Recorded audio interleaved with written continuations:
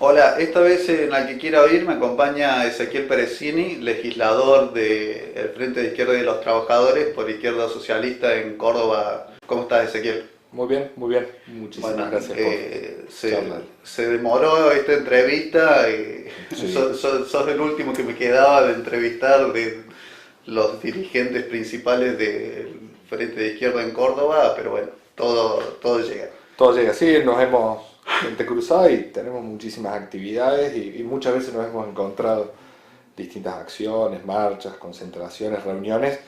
Así que bueno, se postergó un poco, pero Sí, sí, bueno, cumplimos. hay notas con vos en el canal, pero Ujú. bueno, la idea era que podamos hacer una entrevista que habláramos un poco de todo. Dale, vamos. Bueno, en el acto del 28 se habló, bueno, constantemente siempre se habla de un gobierno de los trabajadores. Eso realmente sería fantástico y creo que es lo que todos buscamos. A través de un proceso electoral, ¿cómo se llega a eso? En realidad los procesos electorales para nosotros son tácticas y escenarios en los cuales podemos nosotros centralmente dos cosas: difundir las propuestas y las salidas de fondo de un gobierno de los trabajadores en un escenario en donde no hay gobierno de los trabajadores. Claro. En el sentido de poder plantear a la clase trabajadora cuál es una alternativa de independencia de clase. Pero claramente consideramos que el mecanismo electoral no es el que nos va a llevar a un gobierno de los trabajadores, porque el hecho fundamental para que un gobierno de los trabajadores pueda asistir a la realidad política está por fuera del voto, de las elecciones y de las legislaturas, y está centralmente en la calle y en la huelga. Sin movilización de los trabajadores, con sus propios métodos como la huelga, la clase dirigente de este país, nosotros le decimos burguesía o patronal, no se va a dejar arrebatar el poder político que es el que queremos tener nosotros. Claramente un gobierno de los trabajadores no es más que eso, un gobierno con independencia de clase, en donde al poder político y a la dirección del Estado no la tenga la clase patronal, sino que la tengan los trabajadores. Las elecciones están dirigidas y están preparadas en este momento por esa clase patronal. Por eso que cuando nosotros hacemos muy buenas elecciones, por ejemplo en diputados, nos roban los votos y nos sacan las bancas como sucedió en 2013. Sí, sí, sí. Imagínate lo que podría ser en un proceso electoral en donde la izquierda pueda llegar a ganar una elección presidencial. Primero, eso significaría una ruptura masiva y enorme con los partidos patronales, Unión, digo, PJ o radicalismo, para nombrar dos de ellos, pero cualquiera de sus variantes también, lo que ya en sí mismo significaría una movilización enorme. Las elecciones nos tienen que servir a los revolucionarios y a la clase trabajadora para avanzar en romper con los partidos patronales, pero es un paso, no es la estrategia definitiva con la cual los trabajadores podemos gobernar. Por eso permanentemente nosotros en la legislatura y en las elecciones no llamamos solo a votar, sino que llamamos a movilizarse y organizarse y centralmente a construir una herramienta política de los trabajadores, que actualmente es minoritaria, que es izquierda socialista, que es el Frente de Izquierda, que tiene una inserción en la clase trabajadora, pero claramente no es mayoritaria. Es necesario revertir eso para que podamos gobernar. Necesitamos tener grandes partidos con influencia de masas en la clase trabajadora para poder disputar el gobierno, el poder político de este país. Bien, o sea que básicamente en principio lo que se plantea sería la clase trabajadora dentro del control empresarial más que dentro del control político. Justamente nosotros le plantear barrer con todo eso, o sea, no terminaría de entender cuál sería el control empresarial que estás planteando. La pregunta que yo te hice sería cómo sería un gobierno de los trabajadores. O sea, si el gobierno no está dentro del poder político, para llegar al poder político obviamente hace falta que la gente vote. Lamentablemente, si bien obviamente yo veo un crecimiento constante del Frente de Izquierda, hay un camino bastante largo por recorrer para decir, bueno, que haya un gobernador o un presidente de un partido de izquierda.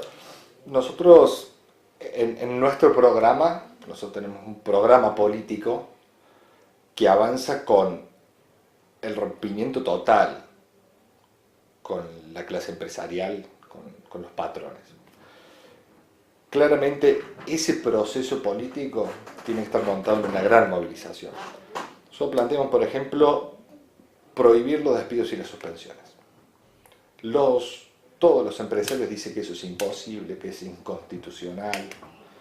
Se debatió esto en el Congreso de la Nación cuando querían debatir una ley para prohibir los despidos y las suspensiones, y la Cámara de Diputados de la Nación no dio más que un pequeño proyecto que le permitía hacer juicio al trabajador despedido y cobrar una doble indemnización. Nosotros planteamos, por ejemplo, la reestatización de todas las empresas estratégicas para la Argentina, centralmente las energéticas, las petroleras y todas las que fueron privatizadas en la década del 90. Para eso hay muchísimos caminos para poder lograrlo, pero para poder lograr la ruptura definitiva creemos que hay que hacer una revolución.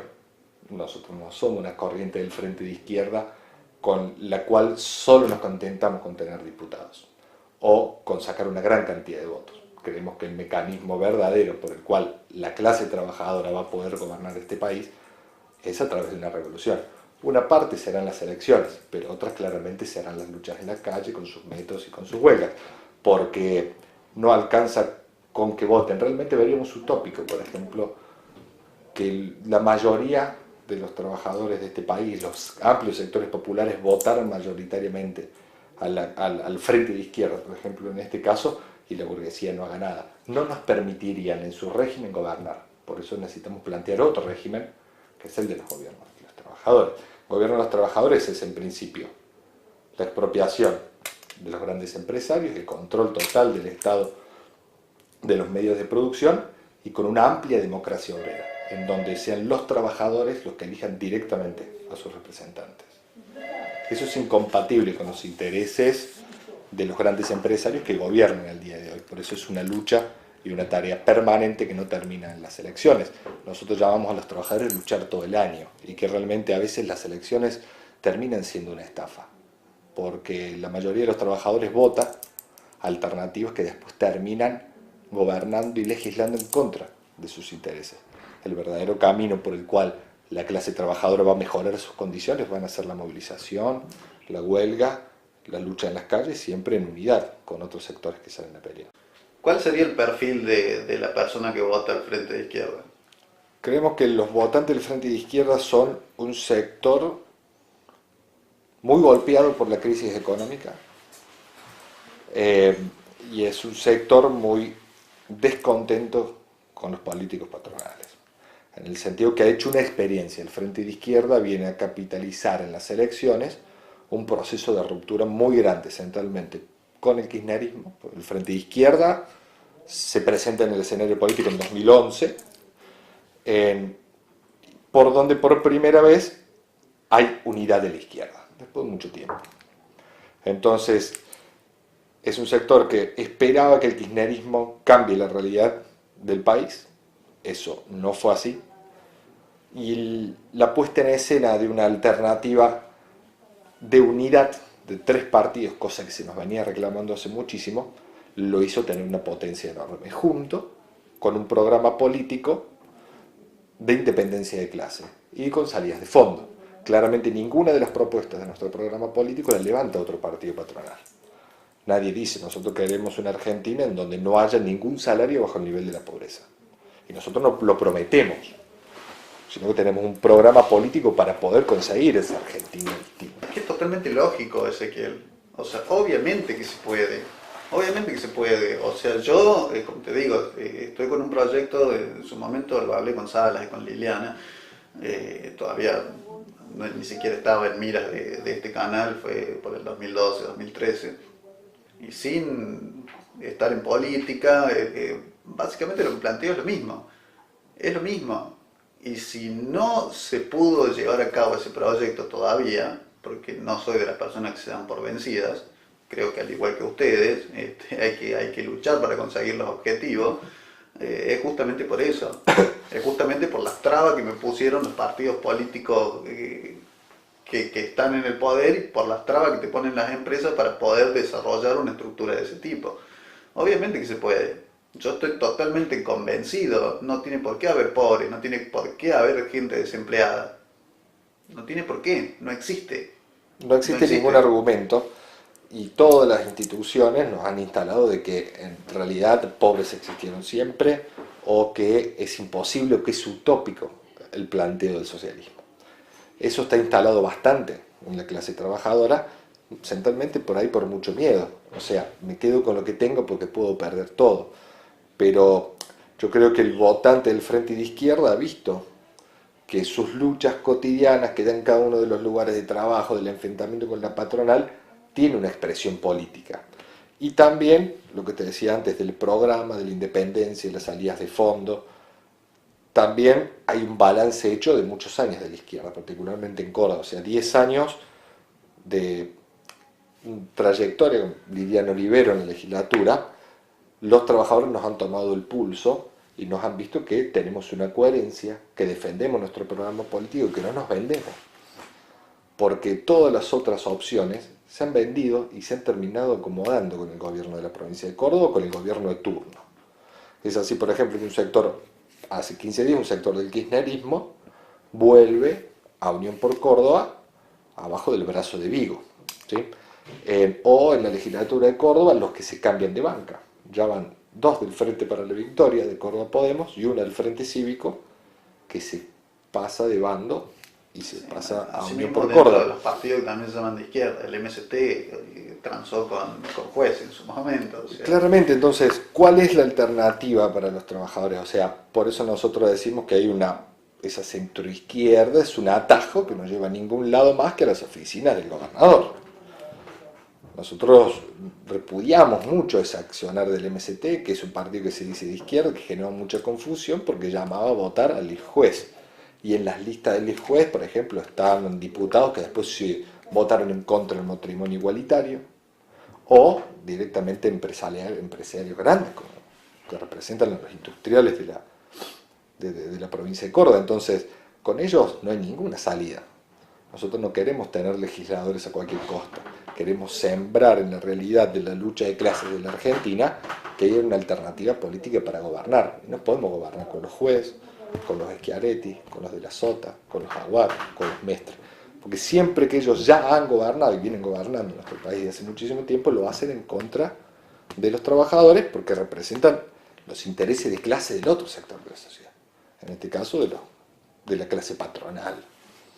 Sí, bueno, volviendo a la pregunta del perfil del votante de izquierda, o sea, lo que estaría bueno es que lograr que también las personas indecisas los voten porque los quieren votar. Muchas veces yo escucho el argumento de decir, bueno, no voy a votar ni a Cristina ni a Macri, no sé quién votar, bueno, voto a la izquierda, total no van a ganar. El voto del Frente Izquierda también tiene una composición de voto bronca, ¿sí? Claro, por eso. Pero es un paso. Es un paso porque en la bronca la primera respuesta es no voto a otro, no voto a otro, y antes eso sí va al voto en blanco, por ejemplo. O claro, a eso es lo que voy. O sea, en vez de decir, bueno, para no votar en blanco, que si yo voto a la izquierda, total es lo mismo. O sea, lo que estaría bueno es eso, decir, bueno, voto a la izquierda porque realmente son los que pueden hacer algo. Bien, es que efectivamente es un paso porque pegar en la bronca con el Frente de Izquierda no es lo mismo que pegar sin nada. Expresar la bronca en las elecciones con el Frente de Izquierda también es importante porque es algo que llamamos. E inclusive, y después, eso es un porcentaje grande, y después tenemos el voto más consciente, más programático del Frente de Izquierda, que ha crecido muchísimo, y muchas veces ese voto consciente antes era voto bronca. Porque ese voto bronca de pegar por primera vez, no voto radicales, no voto peronista, no voto kirchnerista, porque son lo mismo, porque estoy harto de que gobiernen en mi contra, voto al Frente de Izquierda, y ese accionar político de ir a votar al Frente de Izquierda, después empieza un proceso que si nosotros hacemos campañas unitarias y logramos llegar, podemos charlar, dialogar políticamente con ese sector de la sociedad para incorporarlos a las propuestas del Frente de Izquierda. Y eso sucede, es un proceso en la conciencia de miles de personas que están viendo al Frente de Izquierda como una alternativa. Primero nos ven para legislar, por ejemplo, para cuidar, porque saben que en estas cuevas de bandidos, de la legislatura o Cámara de Diputados, si no tenemos gente que pueda denunciar las dañinadas que le hacen a la clase trabajadora, esas cosas no se enteran. Por eso el rol del Frente de Izquierda es tan importante y la gente nos ve en ese perfil, pero claramente nosotros queremos avanzar y discutir las salidas de fondo, no solamente legislar para cuidar, sino queremos gobernar para cambiar. Yendo al tema de la movilización, generar por ahí grandes reclamos que puedan llegar a buen puerto, digamos.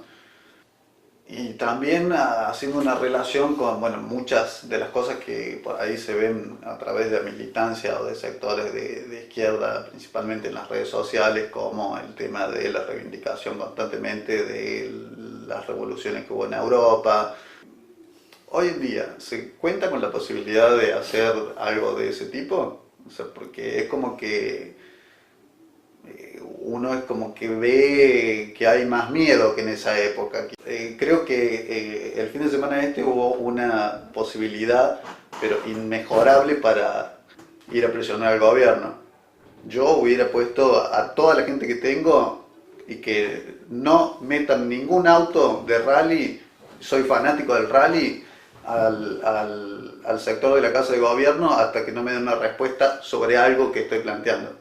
¿Por qué no se hacen cosas de ese tipo? Yo creo que el Frente de Izquierda primero no puede reemplazar a los organismos de lucha real de la clase trabajadora. Por eso nosotros exigimos el paro general de las 36 horas y no lo podemos convocar. El Frente de Izquierda no puede convocar, no puede reemplazar a los organismos naturales de la clase trabajadora. Pues por eso nosotros no convocamos, por ejemplo, a una medida en el rally, centralmente porque teníamos otra actividad que era el acto nuestro del 1 de mayo, el viernes 28, por ejemplo, y queríamos que eso salga lo mejor posible. Nadie convocó a eso porque había otras actividades, otras acciones, no hubo ninguna reunión. Es la primera vez que me lo plantean, por ejemplo, ¿no? Nadie, no me había encontrado otro sector que diga. Si vamos al hecho, o sea, la clase sindical nunca va a proponer una medida de ese tipo porque sería hacerte la cruz con el gobierno y ellos necesitan estar bien con Dios y con el diablo. Bien, y efectivamente las dirigencias sindicales buscan transar, acomodar y tienen un pacto enorme con el gobierno nacional y provincial. De todas maneras, esa acción sola, por ejemplo, no hubiera cambiado absolutamente nada. Porque la clase obrera necesita dotarse de un plan de lucha y no de acciones aisladas. En esa consideración, por ejemplo, hubiera sido una acción que algún sector podría haber tomado, pero sin un verdadero plan de lucha que sea esto, después seguimos con esto y así creciendo, y sin el método de la huelga, la clase trabajadora puede hacer un montón de acciones, pero no puede doblegar a los gobiernos, no puede imponer a los gobiernos que termine el ajuste. Por eso nosotros creemos que retomar lo mejor de las tradiciones del movimiento obrero son dos cosas: el método de la huelga como único método que realmente tienen los trabajadores para enfrentar a los gobiernos, y en este 1 de mayo lo hemos aclarado y lo hemos dicho. En ese 1 de mayo se tiraron la carta de las realidades políticas, que la clase obrera existe, que tiene sus métodos, que tiene su independencia, que tiene su programa. Y después también es muy necesario no solamente la unidad y este método, sino también la necesidad de la democracia para poder discutir. O sea, otro modelo sindical va de la mano de reivindicar ese método y la democracia con la cual discutir, porque con los burócratas sindicales no se puede ir ni a la esquina, porque permanentemente están traicionando la lucha de la clase trabajadora. Y en el sentido de lo de las revoluciones que hubo, que sigue habiendo por doquier en todo el mundo, creemos que, como decía Trotsky, las revoluciones parecen imposibles hasta que se tornan inevitables. Y creemos que hay procesos revolucionarios abiertos en muchos lugares del mundo. Veamos, por ejemplo, Medio Oriente, la primavera árabe, que muchas veces son derrotadas, como está empezando a pasar en Siria, producto de que toda la izquierda mundial no apoyó en ningún momento a los rebeldes de Siria para terminar con el genocidio y el asesinato y la carnicería de Bashar al-Assad. O si nos volvemos a la Revolución Rusa, que para nosotros es un ejemplo muy importante porque allí el movimiento obrero por primera vez gobernó efectivamente. Vemos que la revolución efectivamente parecía inevitable, parecía imposible, hasta que la única respuesta política para resolver un problema de masas viene de la mano de la revolución. Y es en ese sentido que estamos transcurren hoy en día discusiones que están pegadas a eso. ¿Cómo hacen los trabajadores para vivir bien? ¿Cómo hacen los trabajadores para recuperar el salario?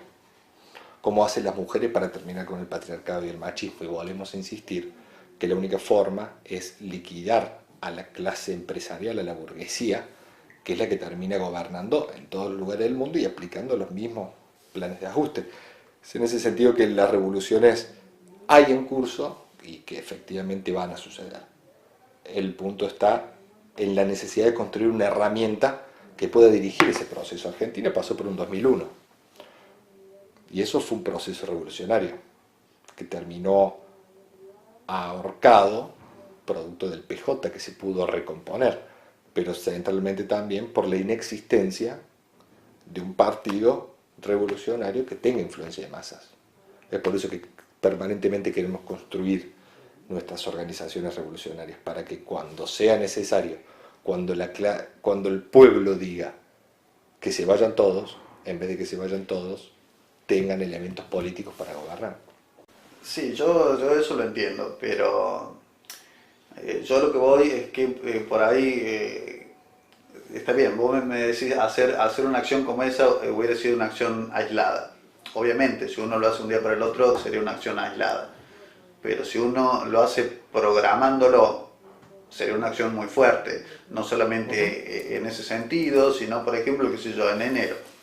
O sea, también las redes sociales estaban llenas de que el Dakar no tenía los permisos ambientales y que esto y que lo otro. ¿Y por qué no se hace algo? ¿Por qué no se hace algo programándolo?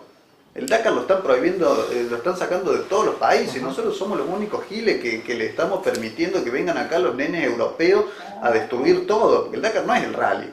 El Dakar sí genera un impacto ambiental muy grande porque se meten por cualquier lado, porque dejan basura y contaminan absolutamente todo, porque rompen, destruyen, queman, muere gente.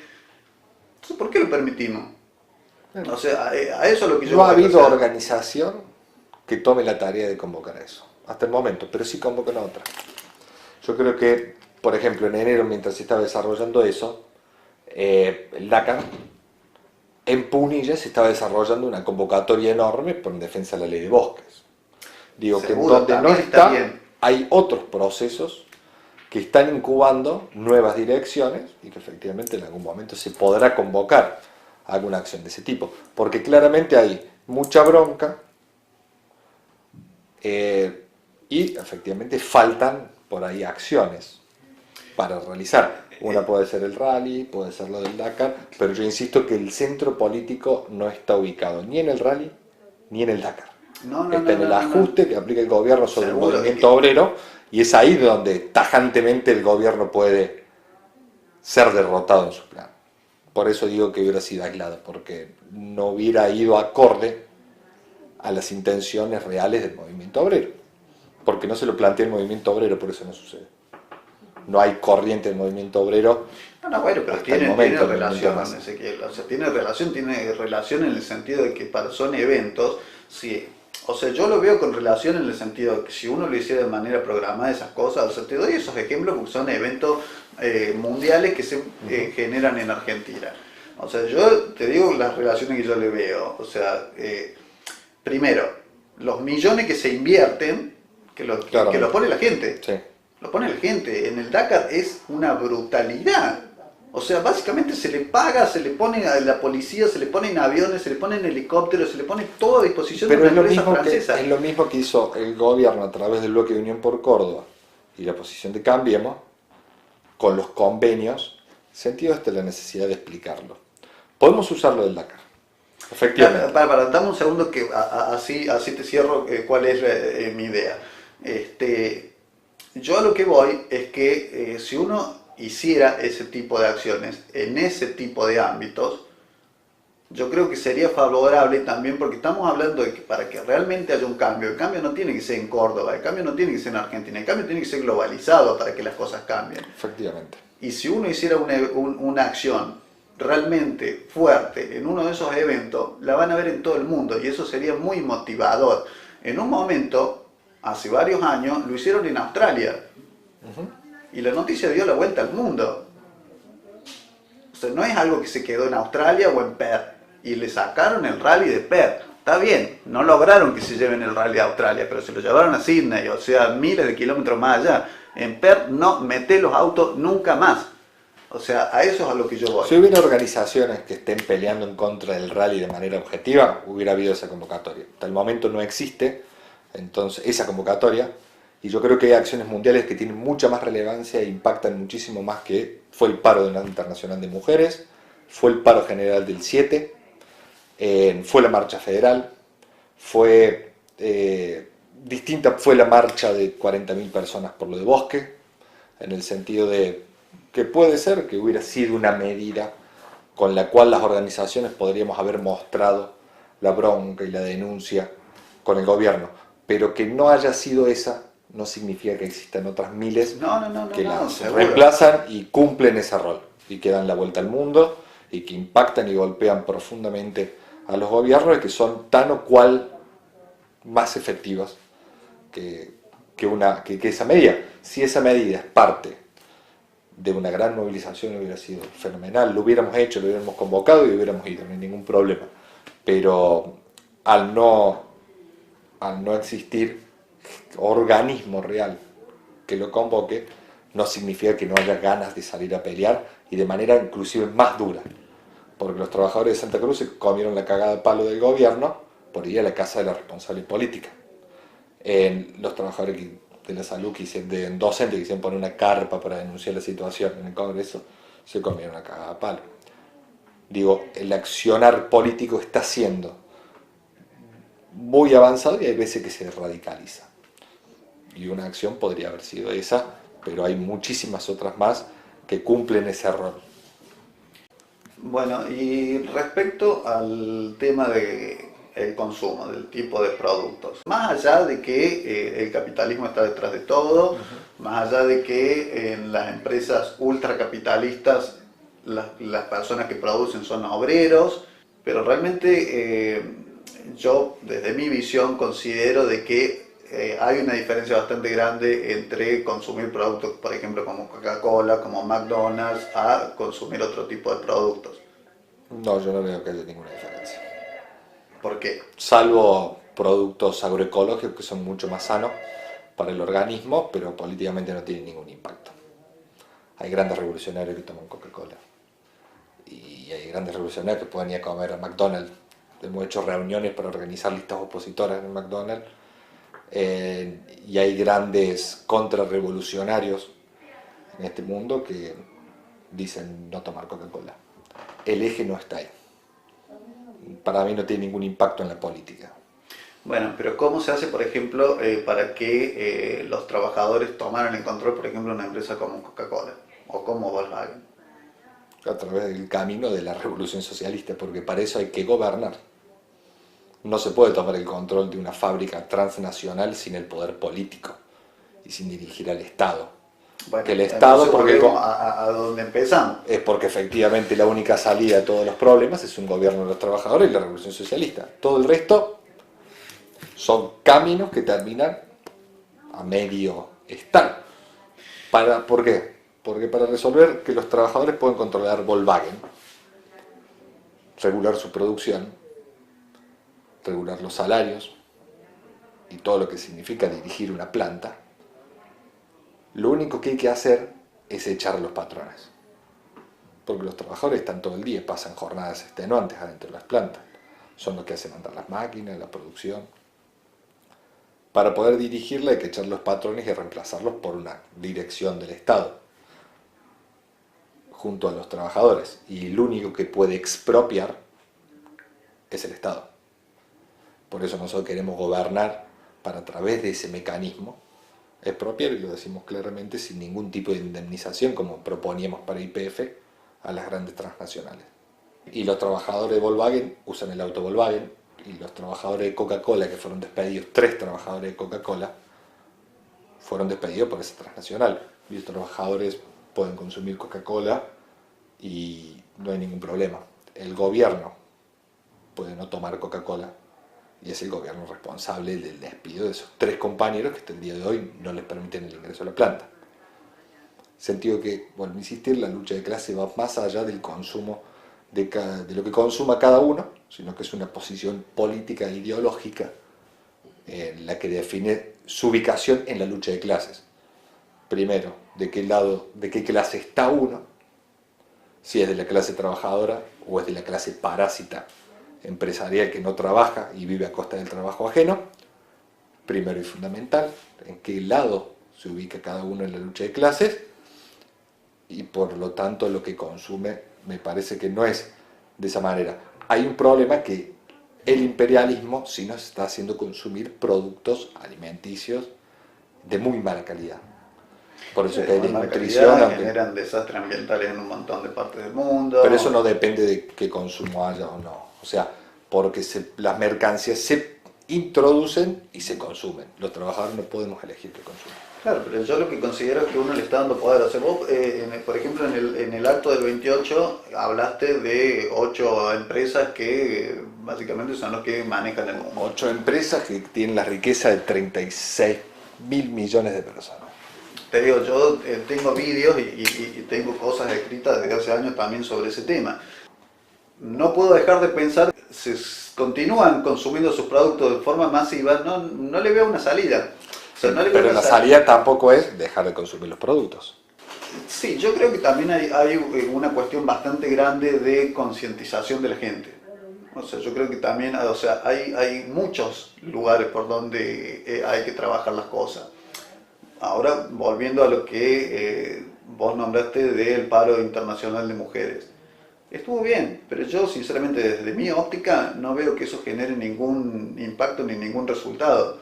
Asimismo, recién mientras te esperaba, estaba contestando algunos mensajes en Facebook y qué sé yo, y veo un posteo de una chica, y obviamente militantes de izquierda, porque prácticamente todos los contactos que yo tengo son militantes de izquierda en el perfil este, y decía una cosa que le gustaría a una mujer. Históricamente gente que lucha por eso y qué sé yo, o sea, ¿cuáles fueron las respuestas que ponían todos? Como me llamó la atención, entré donde decía tantos comentarios, me puse a ver. Una tarjeta de crédito, plata, que le digan que se la llevan al Caribe.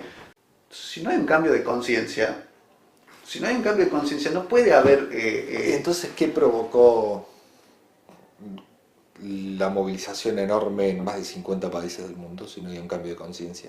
Porque hay que ver la vara.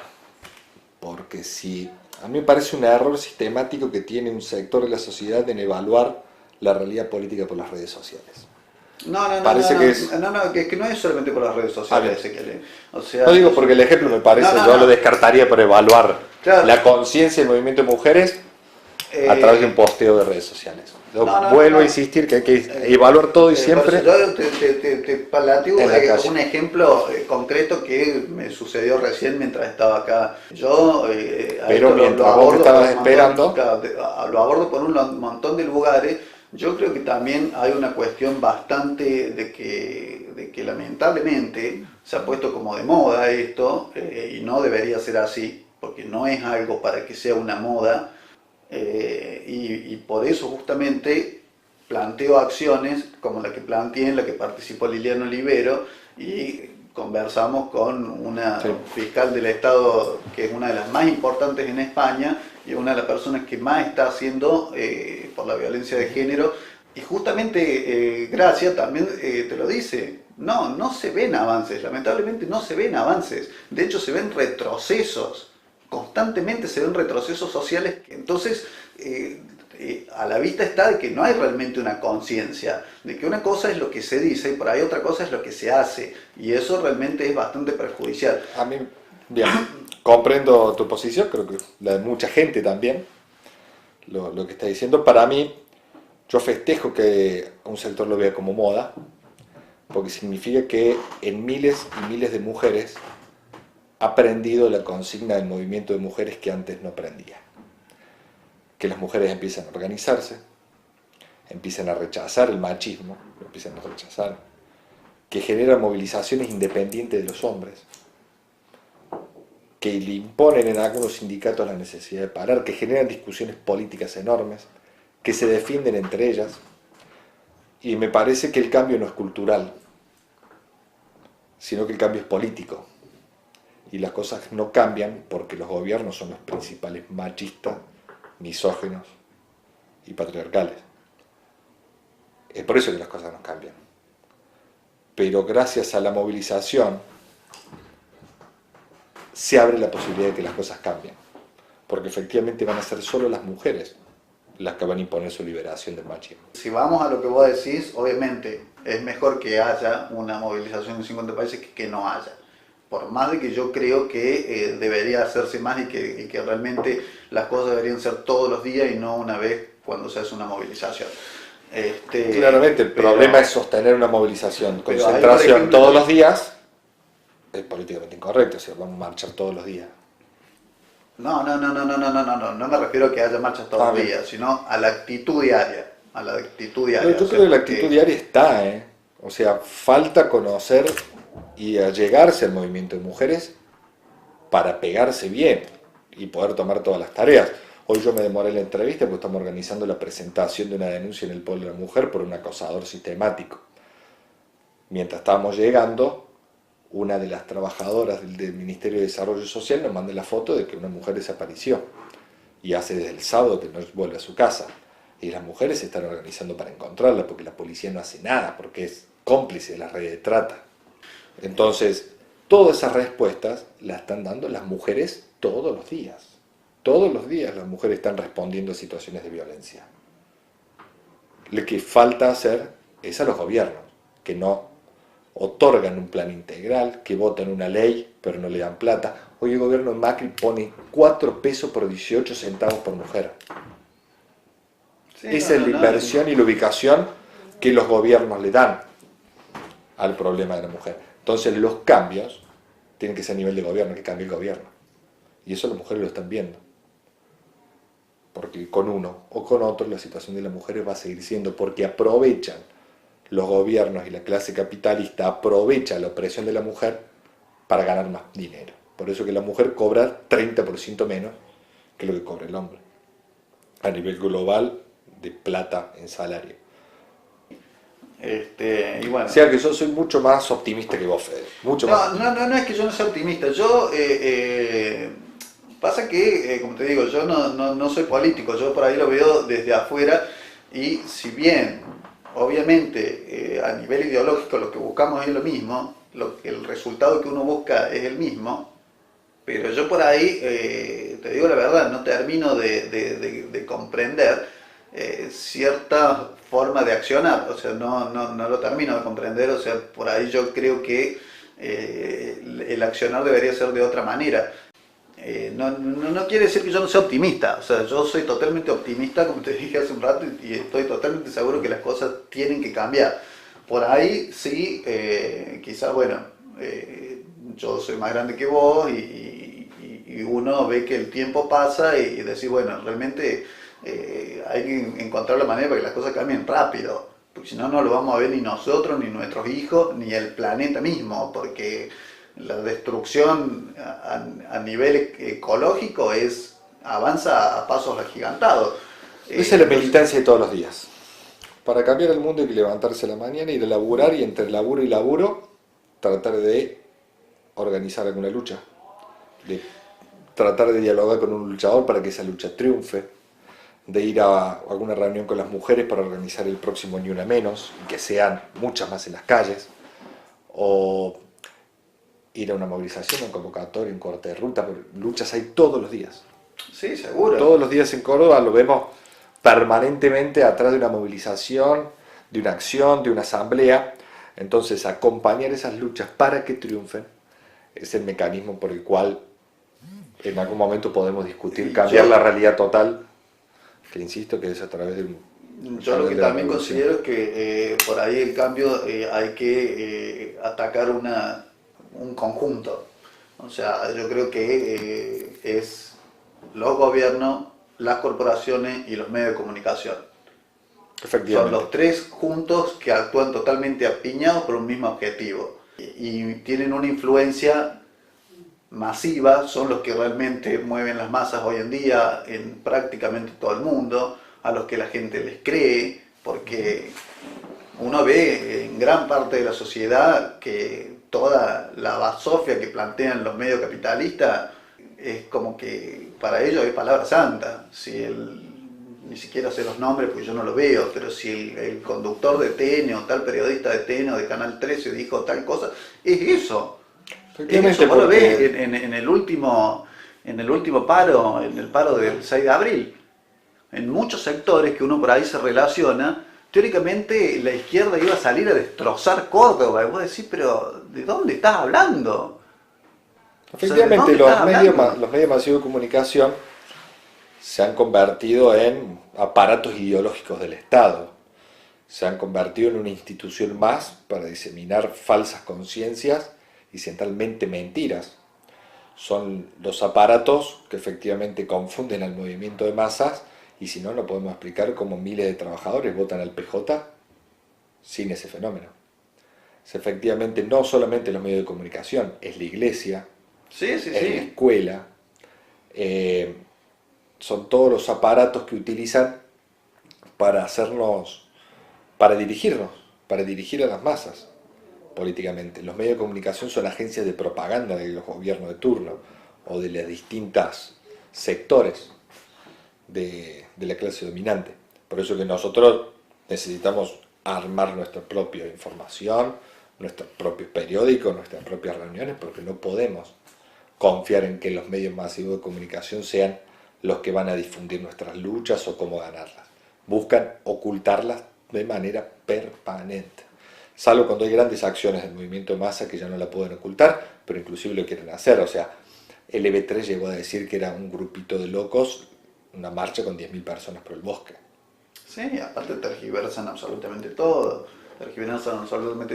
Y la marcha esa, o no sé cómo definirlo, eso que hicieron ahí frente al Patio Olmo, no me acuerdo qué día fue, o sea, por la teórica democracia. La marcha del 1 de abril que convocó el gobierno. Sí, o sea, teóricamente había sido multitudinaria. Yo fui, realmente te digo, o sea, me impresionó estar ahí adentro. O sea, no es por juzgar, pero es como que parecían todos robotitos, todos muñequitos, o sea, y las preguntas que le hice a la gente, nadie sabe por qué está ahí. Nadie sabe por qué está ahí, o sea, no tienen una respuesta. Hasta el primer tipo que le voy a preguntar me dice, bueno, acreditate. Digo, bueno, soy Federico Pinto del canal que quiero ir. No, me dice, acreditate. O sea, acreditarse es mostrarme el documento para saber quién sos. ¿Quién sos que te tengo que mostrar mi DNI? Y el resto ni siquiera saben qué contestarte. No saben por qué apoyan a Macri, no saben por qué. Es que el gobierno, fue una convocatoria que hizo el gobierno, y yo creo que hace una falsa lectura de lo que pasó, porque el gobierno sacó una convocatoria, que en Córdoba juntó 3.000 personas, veamos el número, pero la lectura que hace es que el gobierno supuestamente tiene apoyo popular, y que puede hacer lo que quiere.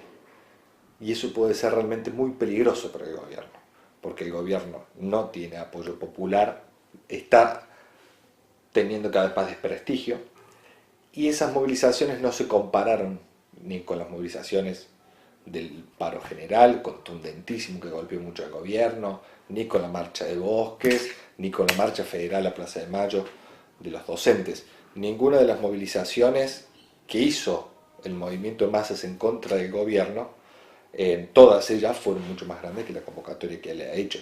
Busca legitimarse en esa concentración de ese día lunes para argumentar toda su política y centralmente su política represiva. Bueno, muchas gracias por la entrevista, fue muy grato y podemos volver a hacerlo cuando podamos, no hay ningún tipo de problema. Muchas gracias. Bueno, gracias a vos, Ezequiel, por haber participado.